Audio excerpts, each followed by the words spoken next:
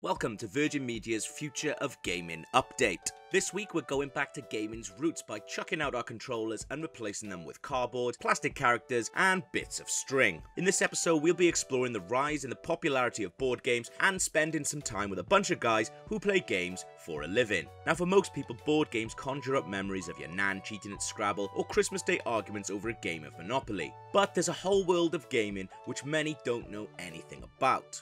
We spent some time with the amazing guys at Shut Up and Sit Down, a collective of enthusiasts who've dedicated their lives to showing the world just how incredible board games are. Their website holds a treasure trove full of reviews, features, and videos of men dressed up as women making scones. We tracked them down to a North London flat where they were busy putting together their famous gold packs for fans of the site who've signed up to a monthly subscription service. They told us why they wanted to set up the site and how they were bringing board gaming out of the shadows of Connect 4 and Kerplunk. Shut Up and Sit Down was started by myself and the man in the corner there, Paul Dean. We were working as professional video games journalists, but we realised we weren't seeing the kind of coverage we wanted on the board game scene, sort of professional, impartial, funny type stuff. So we did it on Tumblr and it was bad, but over a couple of years we started getting quite good at it. And yeah, now we don't just cover board games either. We cover card games and event games, role-playing games, just anything that doesn't include electricity. And then sometimes if it does, if we really want to cover it, which is the perk of running your own site, I guess.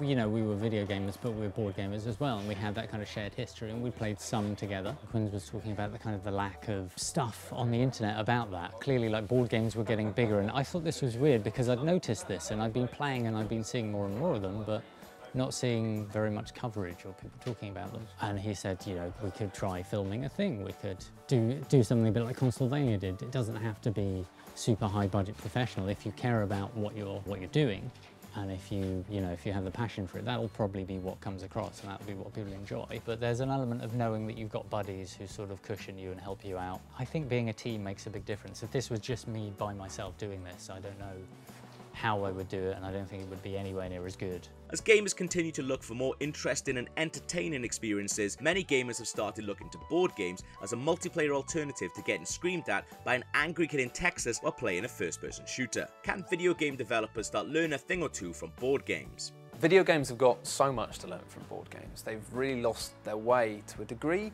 I mean, I think what's happening with video games at the moment is still really exciting, but I think that the way they've moved away from being group experiences to being a different kind of group experience.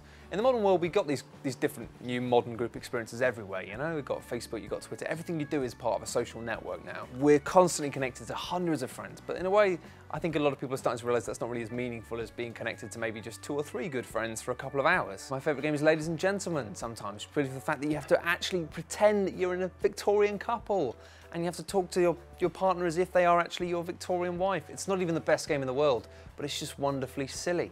I have been saying for years that board games are just this like Scrooge McDuck treasure trove of ideas that video games need to steal from. Like if you take any board game off the shelf, it will have 7 ideas for video games to steal. Fun, goofy stuff like asymmetrical teams like Ladies and Gentlemen, where you have a team of players, one of whom the husband and the other's the wife. Any given game is full of ideas, and what we're seeing now is video game designers taking more inspiration from board games, you know, like the new XCOM was made in paper as a board game by Sid Meier and Jake Solomon before they even sat down to like write a line of code, and it shows because it's just a really robust game. I could talk to you about this for half an hour and you could leave and come back and I'd still be going, but yes. Things like I'm a huge fan of procedural generation, which is something we think about in video games. But I had a board game when I was about 10 or 11 that was doing that with dungeons, that was allowing you to procedurally generate dungeons. I don't know, there's a lot going on at the table. There's all kinds of mechanics being tried. Some work, some don't work so well. Yeah, I know there's a big indie scene, but you know, AAA is so much about still often shooting people in the face. And we need to have, if we can, designers and publishers just thinking, hey, there can be a few more things we can do. Huge thanks to the chaps at Shut Up and Sit Down. That's it for this week's Virgin Media Future of Gaming update. We'll be back next week, but for now, we're off to buy some nice shoes for the ball.